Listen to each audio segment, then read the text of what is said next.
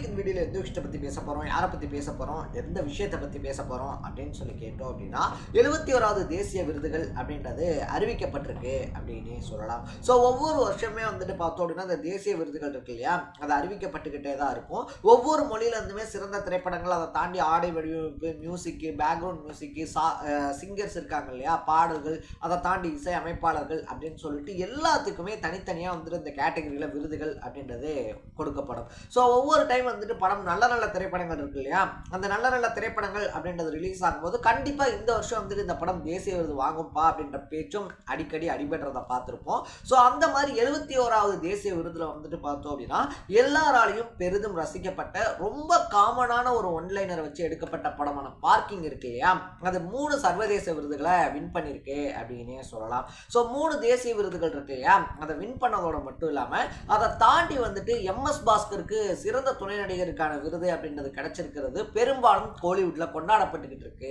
அப்படின்னு சொல்லலாம். ஸோ யார் யாருக்கு என்னென்ன விருதுகள் அப்படின்றது கிடைச்சிருக்கு, அதை தாண்டி வந்துட்டு மற்ற மொழிகள் இருக்கு இல்லையா, மற்ற மொழிகளில் யார் யார் எந்தெந்த அவார்ட் அப்படின்றது வின் பண்ணியிருக்காங்க அப்படின்ற மாதிரி எல்லா விஷயங்களையும் தான் இந்த வீடியோவில் நம்ம பேச போகிறோம். அதுக்கு முன்னாடி நம்ம சேனலுக்கு நீங்கள் புதுசாக வந்திருந்தீங்க அப்படின்னா இதே மாதிரி அப்பப்போ அப்டேட்டாக போயிட்டு இருக்கக்கூடிய விஷயங்கள், அது கரண்ட் அஃபேர்ஸாக இருந்தாலும் சரி, பாலிடிக்ஸாக இருந்தாலும் சரி, ஸ்போர்ட்ஸாக இருந்தாலும் சரி, அப்பப்போ அப்டேட்டாக போயிட்டு இருக்கக்கூடிய விஷயங்கள் இருக்கு இல்லையா, அதை நீங்கள் தொடர்ந்து தெரிஞ்சுக்கணும் அப்படின்னு ஆசைப்பட்டீங்கன்னா மறக்காம சேனலை ஃபாலோ பண்ணி சப்ஸ்கிரைப் பண்ணிக்கோங்க. ஸோ ஃபர்ஸ்ட் ஆஃப் ஆல் வந்துட்டு பார்த்தோம் அப்படின்னா நம்ம முன்னாடியே சொன்ன மாதிரி வந்துட்டு பல்வேறு கேட்டகரிஸ் அப்படின்றது வந்துட்டு இருக்கு. ரீஜனல் ஃபிலிம்ஸ் இருக்கு இல்லையா, அதுவாக இருந்தாலும் சரி, அதை தாண்டி வந்துட்டு பார்த்தோம் அப்படின்னா சிறந்த நடிகர் அப்படின்ற கேட்டகரிஸாக இருந்தாலும் சரி, எக்கச்சக்கமான விஷயங்கள் அப்படின்றது இருக்கு. ஃபர்ஸ்ட் ஆஃப் ஆல் வந்துட்டு பார்த்தோம் அப்படின்னா தமிழ்நாட்டை சேர்ந்த கோலிவுட்டை சார்ந்தவங்க வாங்கின அவார்ட்ஸ் அப்படின்னு சொல்லி பார்த்தோம்னா நம்ம முன்னாடியே சொன்ன மாதிரி பார்க்கிங் இருக்கு இல்லையா, சிறந்த திரைக்கதை, அதை தாண்டி வந்துட்டு பார்த்தோம் அப்படின்னா சிறந்த திரைப்படம், அது மட்டும் இல்லாமல் சிறந்த துணை நடிகருக்கான விருது அப்படின்னு சொல்லிட்டு 3 விருதை வாங்கியிருக்கு. ஸோ இந்த படத்தை வந்துட்டு பார்த்தோம் அப்படின்னா ராம்குமார் பாலகிருஷ்ணா அப்படின்னு சொல்லக்கூடிய ஒரு டைரக்டர் தான் டெபியூ டைரக்டராக அறிமுகமாக இருந்தாப்ல அப்படின்னே சொல்லலாம். இந்த படம் வரும்போது வந்துட்டு பார்த்தோம் அப்படின்னா ரொம்ப பெரிய ப்ரொமோஷன்ஸ் இதெல்லாம் இல்லாமல் வந்திருந்தாலும் படத்தை பார்த்த எல்லாருமே வந்துட்டு சார் எவ்வளோ சிம்பிளான ஒரு கதை, இதில் வந்துட்டு கதை அப்படின்னு சொல்லிக்கிறதுக்கு பெருசாக எதுவுமே கிடையாது. ஒரு பார்க்கிங் இருக்குது, 2 பேர் வந்துட்டு ஒரே வீட்டில் வந்துட்டு குடியேறாங்க, ஒருத்தர் வந்துட்டு கிரவுண்ட் ஃப்ளோரில் இருக்காங்க, ஒருத்தர் ஃபர்ஸ்ட் ஃப்ளோரில் இருக்காங்க.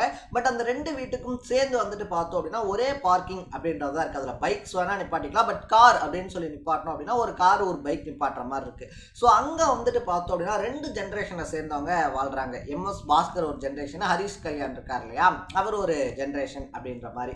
ஸோ அப்படி இருக்கக்கூடிய ஜெனரேஷனுக்குள்ள ஒரு கார் பார்க்கிங் அப்படின்றது வந்துட்டு எந்த அளவுக்கு வன்மத்தை ஏற்படுத்துது.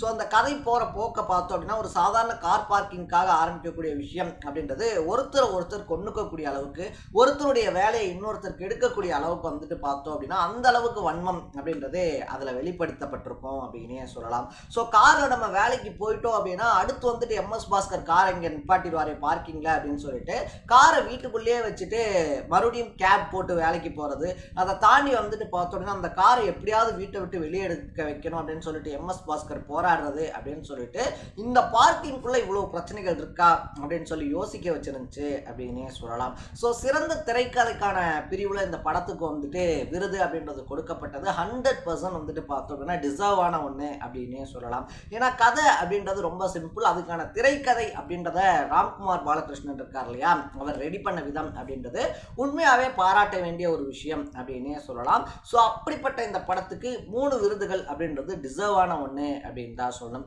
அதை தாண்டி எம்எஸ் பாஸ்கர் இருக்கார் இல்லையா, எம்எஸ் பாஸ்கர் பொதுவாக ஒரு படத்தில் இருக்காரு அப்படின்னாலே அவர் நடிக்க மாட்டார், அந்த கேரக்டராகவே வாழ்ந்துருவாரு அப்படின்னு சொல்லக்கூடிய அளவுக்கு வந்துட்டு பார்த்தோம் அப்படின்னா அந்த ஈகோயிஸ்டிக் கேரக்டர் இருக்கு இல்லையா, ஈகோவை எப்படியெல்லாம் காட்ட முடியுமோ அது மூஞ்சிலையா இருந்தாலும் சரி, செயல்பாடுகள்லையா இருந்தாலும் சரி, அவருடைய டைலாக் டெலிவரிலையா இருந்தாலும் சரி பர்ஃபெக்டாக நடித்து முடிச்சிருப்பாப்புல. இன்னும் சொல்ல போனோம்னா அந்த படம் சூப்பர் டூப்பர் ஹிட் ஆனதுக்கு எம்எஸ் பாஸ்கரும் ஒரு காரணம் அப்படின்னே சொல்லலாம். அவருக்கும் சிறந்த துணை நடிகருக்கான விருது அப்படின்றது கொடுக்கப்பட்டிருக்கு. இதை தாண்டி வந்துட்டு பார்த்தோம் அப்படின்னா சிறந்த இசையமைப்பாளருக்கான விருது அப்படின்றத வாத்தி திரைப்படத்துக்காக ஜிவி பிரகாஷ்க்கு கொடுத்துருக்காங்க அப்படின்னு சொல்லலாம்.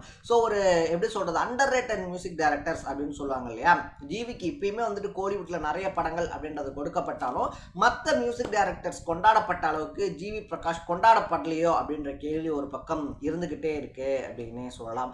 என்னதான் ஜிவி ஹீரோவா வந்துட்டு கலக்கிக்கிட்டு இருந்தாலும் மியூசிக் அவருடைய எப்படி சொல்றது அவருடைய பாடல்கள் அப்படின்னு சொல்லி வரும்போது அதுக்கு இன்னுமே ஒரு தனிப்பட்ட ஃபேன்ஸ் இருந்துகிட்டே இருக்காங்க அப்படின்னே சொல்லலாம்.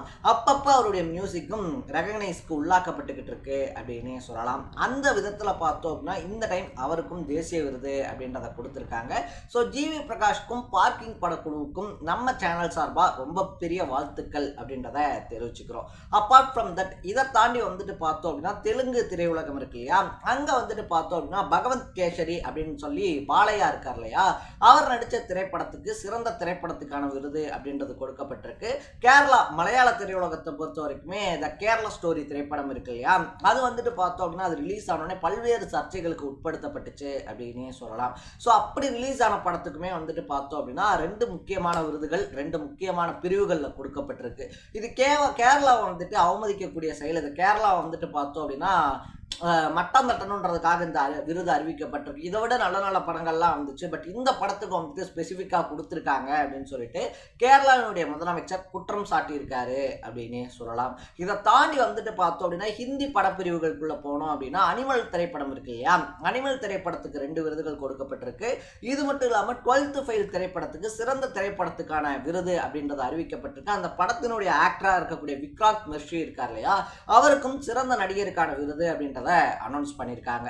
இது மட்டும் இல்லாமல் த கிரேட் லெஜண்ட் அப்படின்னு சொல்லக்கூடிய ஷாருக் கான் இருக்கார் இல்லையா, கிட்டத்தட்ட அவருடைய 33 வருஷ சினிமா பயணத்தில் தேசிய விருது அப்படின்றது வாங்க போறாரு அப்படின்னு சொல்லலாம். ஸோ அவருக்கும் வந்துட்டு பார்த்தோம்னா ஜவான் திரைப்படம் இருக்கு இல்லையா, அதை அட்லி தான் டைரக்ட் பண்ணியிருந்தாப்புல. இந்தியாவுடைய ஃபர்ஸ்ட் 100 crore 1000 crore 100 கிடையாது, இந்தியாவுடைய ஃபர்ஸ்ட் 1000 crore கலெக்ஷன் மூவி அப்படின்னு சொல்லலாம். ஸோ அப்படி ஒரு படத்தில் நடித்ததுனால அவருக்கு ஒரு எப்படி சொல்றது சிறந்த நடிகருக்கான விருது அப்படின்றதும் தரப்பட்டிருக்கு. இது மட்டும் இல்லாமல் இன்னும் எக்கச்சக்கமான பேர் வந்துட்டு பல பிரிவுகள் அவார்ட்ஸ் அப்படின்றதும் வின் பண்ணியிருக்காங்க அப்படின்னு சொல்லலாம். அவங்க எல்லாத்துக்கும் நம்ம சேனல் சார்பா மறுபடியும் ஒரு டைம் ரொம்ப பெரிய ஹார்ட்லி கங்க்ராச்சுலேஷன்ஸை தெரிவிச்சுக்கிட்டு நம்ம இன்னைக்கு இந்த வீடியோவோட டாடா பாய் பை சொல்றோம். ஸோ நீங்க இதே மாதிரி அப்பப்போ அப்டேட்டா போயிட்டு இருக்கிற விஷயங்கள், அது கரண்ட் அஃபேர்ஸாக இருந்தாலும் சரி, பாலிடிக்ஸாக இருந்தாலும் சரி, ஸ்போர்ட்ஸாக இருந்தாலும் சரி, அப்பப்போ அப்டேட்டாக போயிட்டு இருக்கக்கூடிய விஷயங்களை நீங்கள் தொடர்ந்து தெரிஞ்சுக்கணும் அப்படின்னு ஆசைப்பட்டீங்கன்னா மறக்காம சேனலை ஃபாலோ ஒன் சப்ஸ்கிரைப் பண்ணிக்கோங்க. நாளைக்கு இதே மாதிரி இன்னொரு இன்ட்ரெஸ்டிங்கான வீடியோட சந்திக்கலாம். தட பை பை.